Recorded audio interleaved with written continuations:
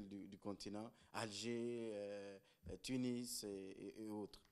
Notre invité finalement là, Philippe, nous amène le manioc ou les purées de manioc, si vous voulez, la purée de manioc, notre chikwang congolais, qui pourra être exportable, on l'a dit depuis quelques temps. Bonjour Philippe, bon retour au pays. Merci. Ça fait quand même 2 ans, je pense 3 ans maintenant, depuis qu'on vous a reçu sur ce plateau, la dernière fois. Bon, qu'est-ce qui a changé d'abord entre notre dernier entretien et aujourd'hui, par rapport à votre purée de manioc? Ben, c'est l'évolution même du projet. Nous avions évolué sur pas mal de tableaux au point de vue réceptibilité en Occident. Oui. Plus précisément, nous avons utilisé la Suisse comme notre zone pilote, parce que c'est là où le projet a été développé. Et en même temps, on devait revenir ici au pays pour consolider l'infrastructure qu'on a besoin pour la production dans de bonnes quantités de cette purée. Alors, en parlant d'infrastructure, pour ceux qui nous découvrent pour la première fois et qui regardent cette émission, Philippe Béco est un Congolais qui vit en Suisse, qui a pensé qu'il fallait mettre en valeur un produit comme la chikwang, parce on dit toujours, les Congolais ne savent même pas fabriquer une chikwang pour l'exporter. Il faut dire qu'aujourd'hui, le Congolais fabrique, grâce à vous, à votre initiative, une chikwang qui est exportable, comme on peut le voir ici. Ça, c'est dans l'usine de fabrication à partir de Kinshasa. Kinshasa, oui. Oui. Ouais. Hein. Donc, en fait, c'est ça le problème. Vous savez, on a voyagé, comme je disais la dernière fois. Oui. Nous sommes partis à l'étranger. Nous avons vu pas mal de produits aussi appartenant à des diverses nations qui ont été mises en valeur. Et il était temps aussi que nous puissions mettre notre culture culinaire en valeur. Parce qu'il y en a aussi tant d'autres peuples qui aimeraient bien apprendre plus de nous. Et comment ils peuvent aussi apprendre à travers notre chikwang, qui est notre aliment de base. Une fois qu'on a pu le préparer et le conditionner dans les normes qui sont acceptables internationalement, et on verra, on aura maintenant de chikwang dans des supermarchés, que ce soit en Europe, que ce soit en Afrique, et de produits qui ont été fabriqués de manière qu'ils puissent tenir le plus longtemps possible et garder sa saveur de départ. Là, on voit par exemple comment c'est fait le mélange. Oui. Quand on prépare une chikwang chez les mamans à la mamans, maison, oui. on sait qu'elle mélange ce qu'on appelle les bimpuka Exactement. et les into, c'est ça? Exactement. Le mélange des into et bimpuka, c'est fait maintenant grâce à cette machine-là. Tout est fait, tout a été... c'est une façon, nous pourrons dire, d'aider le maman, parce que, croyez-moi, c'était un travail qui n'est pas... Alors, la suite, quand on mélange les into et les bimpuka, regardez, c'est qu'il y a une dame qui est là, qui peut couper et placer sur une balance. Donc, cette chikwang-là pèse 350 grammes. Donc, elle doit vérifier et se rassurer que c'est effectivement les 350 grammes qu'on va emballer. Surtout que les gens qui nous écoutent le savent, en Europe, quand vous déclarez que votre produit pèse autant, il doit avoir réellement... Donc, le contenu doit avoir réellement le poids. Oui. Alors, c'est ce qui fait que, bon, une fois qu'ils ont fini ces opérations-là, donc nous sommes obligés d'avoir le poids réel de la marchandise ou de la chikwang. Alors on remarque plutôt que là-bas, c'est toutes ces femmes qui ont travaillé, qui font le travail habituel de la chikwang. Nos mamans, Nos mamans, oui. à nous, qui sont d'ailleurs nombreuses dans cette usine. L'activité, oui. Oui.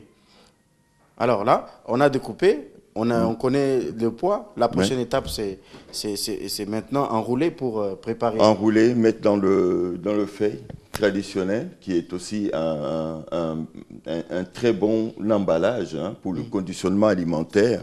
Parce que, comme je disais l'autre fois quand j'étais venu là, c'est quand même, toutes ces feuilles-là, on les avait fait passer dans le laboratoire en Suisse ou en Allemagne, qui nous ont réellement dit que c'était l'emballage idéal pour la cuisson ou pour la conservation alimentaire. Alors, traditionnellement, comme on est habitué d'avoir notre chikwang sur cette feuille-là, on a voulu continuer dans cette lancée-là. Et d'ailleurs, on en mangerait mieux dans notre pour garder son originalité, exact. Oui. Exact. Donc, c'est comme ça que vous mélangez les deux.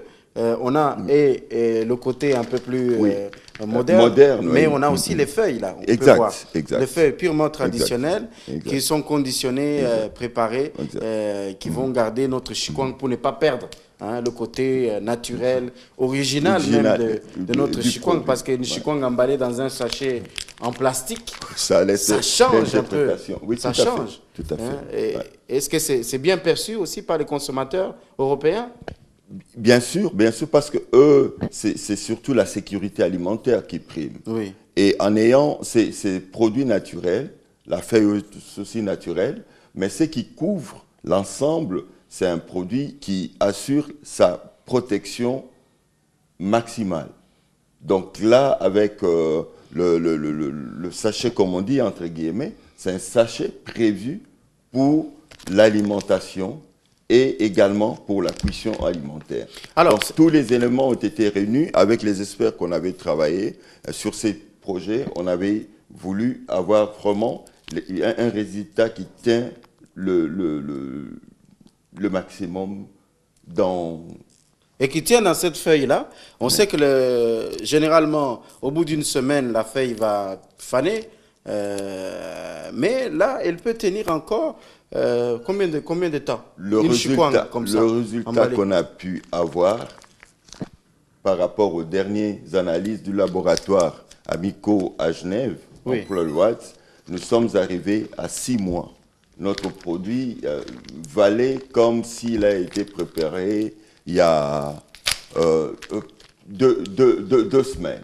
Oui. Donc, il est encore dans une étape consommable en valeur pure. Donc, une chikwang comme celle-là, vous pouvez voyager avec. Vous pouvez voyager avec. Vous pouvez voyager avec. Oui. Vous l'avez chez vous.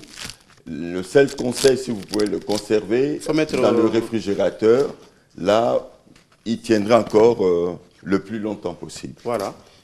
6 mois. Et vous mentionnez la date de fabrication oui. Et puis la date de présomption. Là, ces produits-là est affiché au mars 2017. Voilà, j'ai essayé de déballer pour que les téléspectateurs voient. C'est la même chikwang qui est fabriquée que vous voyez là-bas dans le laboratoire.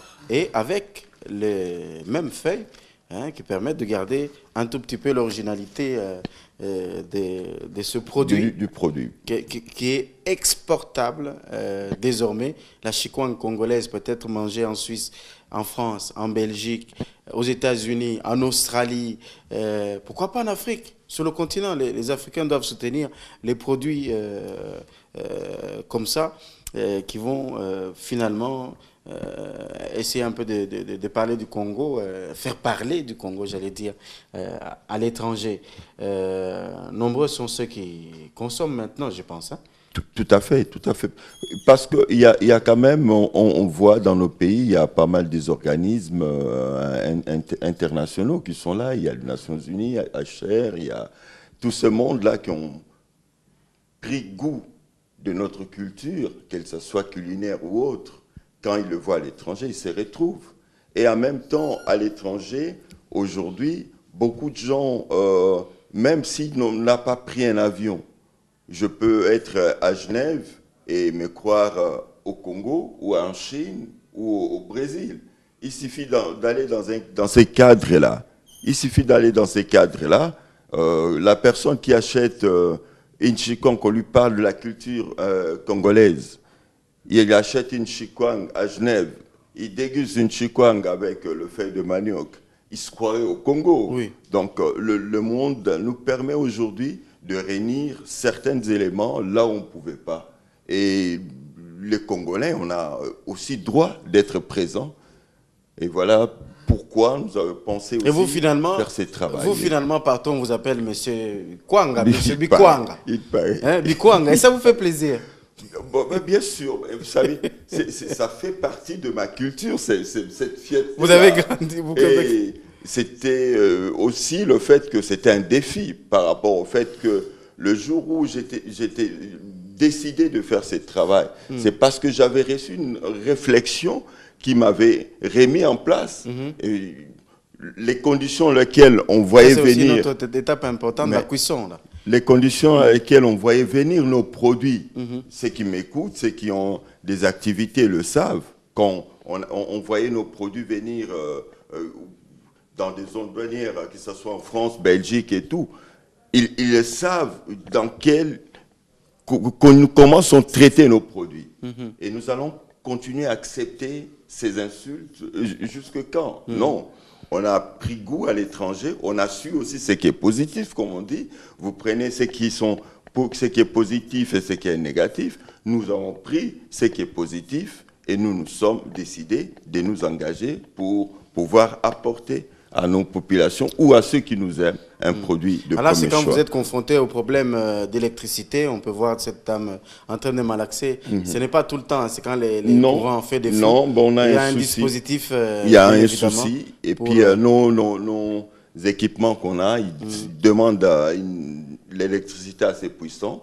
D'où des fois on recourt à cette méthode traditionnelle qui n'est pas mauvaise, mais quand il faut qu'on produise des quantités assez importantes, on est des fois obligé de travailler très tard la nuit ou quasiment pas, on perd des journées de travail et ce qui fait des fois, ça ne suit pas avec la demande. D'accord. En tout cas, Philippe, on présente également vos excuses aux téléspectateurs. On vous attendait depuis quelques longues minutes. Heureusement que vous êtes arrivés finalement pour qu'on parle de ces Congolais qui prennent du temps.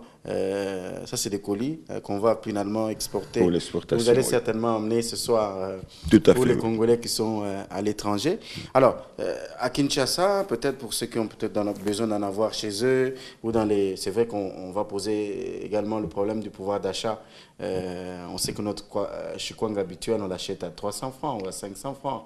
Mais ça va coûter un peu plus cher, bien évidemment. Mais... Bon, c'est une valeur ajoutée qui a été mise là-dessus. J'ai toujours expliqué aux condisciples ou aux compatriotes que le produit que nous mangeons ici n'est pas du tout mauvais. Ça, il ne faut pas le prendre comme tel. Mais à un certain moment, il arrive qu'on puisse respecter certaines normes par rapport au produit. Fini, quand on arrive à un produit fini, on a quand même une certaine dose de batterie qui sont dans le produit. Et une fois qu'on avait pris soin, dès le départ, donc de la récolte jusqu'au conditionnement, on a des prélèvements qui sont meilleurs que ceux qu'on retrouve sur le marché. Et au-delà de 4 jours après la cuisson, le produit commence aussi à se dégrader. Et si vous ne le gardez pas dans des conditions idéales, c'est normal que nous ayons... que nous soyons surpris par deux fois des maux de ventre, ainsi de suite, ou ces sentiments qu'on est assez rassasiés et on a de la peine à digérer. D'accord. Peut-être quelques coordonnées en tête, on devrait en principe les afficher, mais on pourra le faire éventuellement tout à l'heure. Pour vous qui aimeriez contacter Philippe, vous pouvez aller sur www.chikwang.ch. Ça, c'est l'adresse et le site internet. Vous avez toutes les coordonnées là-bas pour l'appeler à partir de la Suisse où il réside. Il vient de temps en temps au pays de ses ancêtres se ressourcer. Parce que c'est ici que se fabrique la chikwang congolaise. Ou tout simplement, vous envoyez... Et puis nous écrire un mail, info@chikwang, chikwang ça s'écrit CHICOUANGUE.ch. Et puis Bikou Philippe, Bikou B-I-K-U, Philippe, comme on écrit Philippe, @gmail.com. Ça, c'est pour tous les détails mail. Et si vous avez besoin des numéros de contact, n'hésitez pas à nous contacter à la fin. On pourra éventuellement faire un petit carton avec les numéros d'ici et de là-bas parce que les deux services doivent fonctionner de la même façon. On vous souhaite un bon voyage et vous retrouve bientôt. Très bien, très bientôt, probablement avant la fin de l'année, on sera de nouveau à Kinshasa. Et on pourra avoir plus de temps pouvoir parler de ça. parler Allez, nous avons fini pour aujourd'hui. Merci pour votre fidélité à Digital Café. Dans quelques instants, le journal. On se retrouve, nous, avec bonheur. N'oubliez pas de manger votre chikwang congolais avec bonheur pour encourager toutes ces femmes qui travaillent énormément sur le manioc congolais qu'il faut désormais exporter. Et une expérience comme celle de Philippe Bicou doit être soutenue, encouragée, et même par le gouvernement de la RDC, parce que c'est la fierté congolaise et ça, c'est des idées que l'on recherche, qu'on voudrait avoir pour ce pays-là. D'ici là, prenez bien soin de vous et des membres de vos familles. Gardez le sourire surtout. On se retrouve demain pour débriefer la semaine. Merci. À demain.